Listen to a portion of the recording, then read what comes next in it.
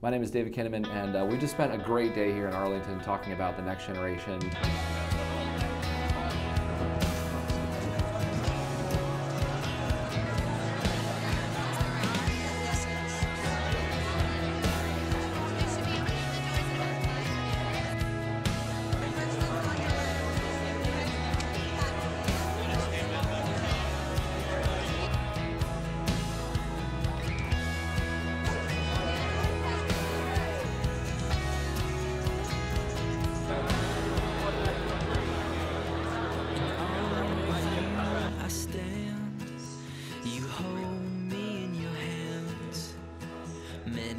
Important part of that story. This is the courage that they say, I'm not going to eat that diet. I'm not going to bow down before your idol. I'm not going to submit to this new legislation, even if it costs me or us our lives.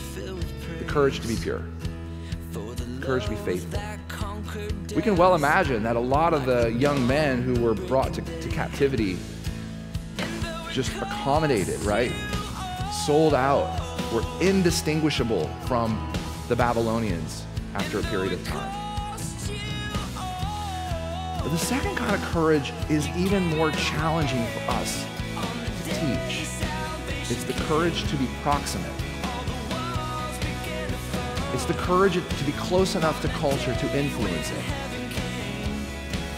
If these young men had given up their assignment, if you will, if they had said on the first day of the training, I cannot learn this, it is against my beliefs. You must put me in a private school. Listen, we send our 3 kids to Christian school. I'm not taking a swipe in private school, right? Like, you can read into my humor. I'm being provocative because I want you to think about it, right? Like, how are we helping to train young men and women to be part of this new culture? How will we do this? The courage to be proximate, it matters. Hi, my name is Gary Blanchard. I'm the new Youth and Young Adult Director for the Texas Conference of Seventh-day Adventists. And I was really impressed by David's presentation. The part of the presentation that really spoke to me, there's actually a couple parts. First, when he talked about the importance of reverse mentoring, I thought that was awesome. Instead of us always trying to lead the kids and tell the kids where they need to go in life, instead, taking the time to find out and learn from them how to direct the church and learn from them through their culture how to reach the harvest. I thought that was impressive. I also had an awesome time listening to the interviews. And what really impressed me is how one girl actually left the faith after she saw that her pastor was not authentic, wasn't a real Christian. And I just really impressed me of the importance of being real around youth and young adults today, being a real Christian and letting it shine to others.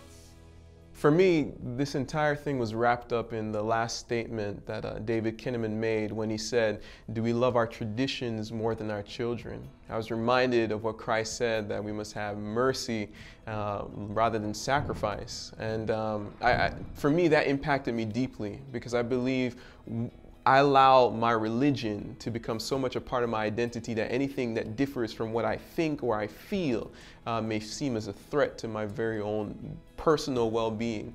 For me, a takeaway, as I go back, I intend to share this with my entire church, with all the other members in the area who weren't able to make it here, and try to be very intentional about being inclusive of young people and not shun their ideas just because they differ to a degree from what we're used to.